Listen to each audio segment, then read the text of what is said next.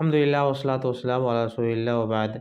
خاندان، قبیلہ، انسان کا اپنا گھرانہ، فیملی، یہ سب چیزیں رب العالمین کی ایک نعمت ہے، جس رب العالمین نے اپنی حکمت سے لوگوں کو بانٹا ہے، جس کے ذریعے سے لوگ ایک دوسرے کو پہچان سکیں اور اپنے رشتہ داروں کا خیال رکھ سکیں، آدمی سمجھ سکے کہ کس کے میرے اوپر کیا حقوق ہیں۔ لیکن ان سب چیزوں کو لے کر کے آدمی فخر کا ایک ذریعہ بنا لے اور دوسرے خاندان والوں کو یا کسی خاندان والے کو وہ حقیر سمجھنے لگے، یہ سب کیا ہے؟ یہ سب جاہلی چیزیں ہیں جس سے اسلام نے سختی سے منع کیا ہے۔ اور نبی علیہ السلام نے یہاں تک حدیث میں بیان فرمایا، جیسا کہ صحیح بخاری مسلم وغیرہ کی حدیث میں آتا ہے کہ دو چیزیں ایسی ہیں کہ انسان کو کفر تک پہنچا سکتی ہیں۔ کیا ہیں؟ اثنتان فی الناس ہما بہم کفر، دو ایسی چیزیں ہیں جو انسان کو کفر تک لے کر چلی جاتی ہیں۔ حالانکہ یہ کفر مطلب کفر دونوں کفر ہے، یعنی کفر اصغر ہے، کفر اکبر نہیں ہے۔ انسان ملت اسلامیہ سے خارج نہیں ہوگا، کافر نہیں ہوگا، لیکن کفر کے قریب پہنچ جائے گا، چھوٹا کفر کر بیٹھے گا۔ کون سی وہ دو چیزیں ہیں؟ الطعن فی النسب، الطعن فی النسب والنیاحہ۔ ایک یہ ہے کہ کسی کے نسب میں، کسی کے خاندان میں عیب لگانا کہ تم فلاں خاندان کے ہو، تم ایسے ہو، تمہاری کیا مجال ہے کہ ہمارے سامنے بیٹھو۔ یہ سب کیا ہے؟ یہ بہت بڑا گناہ ہے اور کبیرہ گناہوں میں سے ہے۔ اور صحیح بخاری مسلم وغیرہ کی دوسری حدیث میں آتا ہے، اللہ کے نبی علیہ السلام ایک بار ابو ذر رضی اللہ عنہ پر اسی چیز کو لے کر کے بہت ناراض ہوئے، بہت ناراض ہوئے آپ نے۔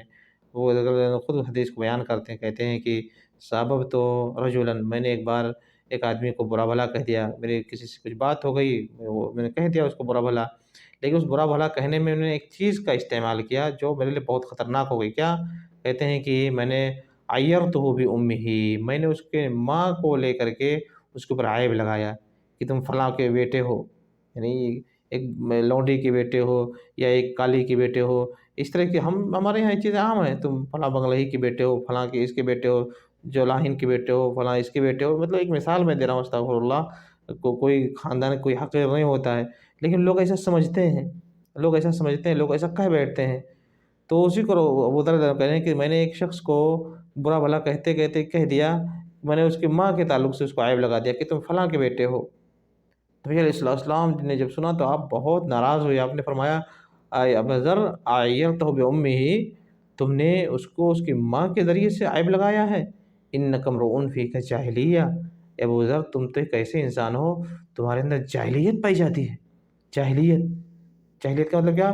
کہ نبی علیہ السلام جب نہیں آئے تھے اس دنیا میں تو اس زمانے عربوں کا جو حال تھا اس کو جاہلی طور طریقہ کہا جاتا ہے، وہ سارے جاہلی چیزیں ہیں۔ نبی علیہ السلام کے پہلے کے کا جو ڈارک ایج جو چل رہا تھا، یہ سب جاہلی چیزیں، جس کو نبی علیہ السلام نے بالکل بند کر دیا، ختم کر دیا، اس کو مٹا دیا آپ نے آنے کے بعد، اور رب العالمین نے ایک روشنی دے دی ہمیں۔ تو دیکھیں یہ سب جاہلی چیزیں ہیں جس کو نبی علیہ السلام نے پوری طرح سے منع فرما دیا، بند کر دیا اس کے دروازے کو۔ اگر کوئی اس طرح کی چیز کرتا ہے تو گویا وہ اسی ڈارک ایج کی بات کرنا چاہتا ہے جو نبی علیہ السلام کی آمد سے پہلے کی چیزیں چل رہی تھیں۔ تو بہت سارے لوگ اس طرح کی چیزیں کر بیٹھتے ہیں اور ایک دوسرے پر عیب لگاتے ہیں اور اپنے خاندان کو اونچا سمجھتے ہیں، دوسروں کے خاندان کو نچلا دکھاتے ہیں کہ یہ فلاں کے گھر نے کہا، یہ فلاں لوگ ہیں، یہ ہمارے درجے کے نہیں ہیں، یہ ہمارے برابر نہیں بیٹھ سکتے ہیں، تمہاری کیا مجال ہے تم آ کر کے میرے پاس بیٹھو، تمہاری کیا مجال ہے تم ایسا کہو، تم نے میرے سامنے بولا، تمہیں اپنے درجے کا پتہ نہیں ہے، تمہارے خاندان کا پتہ نہیں ہے، تم کس خاندان سے ہو، تمہارے خاندان میں آ کر کے بات کرتے ہو، ہم سے بات کرتے ہو، ہم کس خاندان کے ہیں، اس طرح کی چیزیں لوگ کہتے ہیں۔ یہ کیا ہے؟ یہ جاہلی چیزیں ہیں بھائی، یہ جاہلی چیزیں ہیں۔ خاندان سے، آپ کسی بھی خاندان سے ہو، یہ آپ کا کوئی اپنا فخر کی اس میں کیا بات ہے؟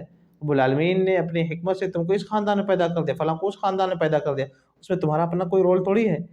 کوئی بندہ کس خاندان میں پیدا ہوا اس کے اختیار تھوڑی ہے، رب العالمین پیدا فرماتے کسی کو کسی خاندان میں، کسی کو کسی خاندان میں، انسان کا اس میں کچھ نہیں ہوتا ہے۔ بہرحال جس بھی خاندان میں ہو، پیدا ہو، اگر وہ مسلم ہے تو الحمدللہ، بس اس کے لیے کامیابی ہے۔ خاندان واندان میں ہونے سے تھوڑی کوئی کامیابی ہوتی ہے۔ قریش کے لوگ اور کتنے ایسے لوگ ہوں گے جو قریشی ہوں گے جہنم میں جائیں گے، کیوں؟ کیونکہ انہوں نے ایمان قبول نہیں کیا۔ نبی علیہ السلام کے اپنے چچا، کتنے چچا جو جہنم میں جائیں گے، ابو طالب نبی علیہ السلام کی چچا پلس کتنی خدمتیں، جہنم میں جائیں گے۔ کیا فائدہ ہوا خاندان واندان سے ہونے سے جب کہ اسلام کی نعمت اگر نہیں ملی؟ تو اصل یہ ہے کہ آدمی ایمان والا ہو، اسلام والا ہو، تقوی والا ہو، یہ اصل ہے۔ اور خاندان سے ہونا، اور کسی نہ کسی خاندان سے ہوگا ہی، لیکن جس خاندان پہ ہو اسی پر خوش رہو، کوئی بات نہیں۔ اور کسی اور کے اوپر عیب مت لگاؤ، خاندان کو لے کر کے، قبیلے کو لے کر کے، فیملی کو لے کر کے، ان چیزوں کو لے کر کے کسی پر عیب نہ لگاؤ کہ تم فلاں خاندان کے ہو، تمہاری کیا مجال ہے، تم حقیر ہو، تم ذلیل ہو، ایسی کوئی بات نہیں ہے۔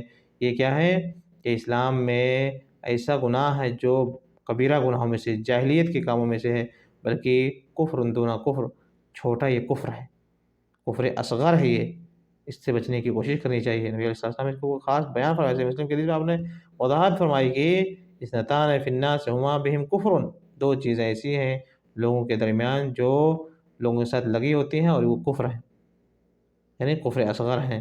یہ کیا ہے؟ الطعن فی النسب، کسی کی نسب خاندان پر عیب لگانا۔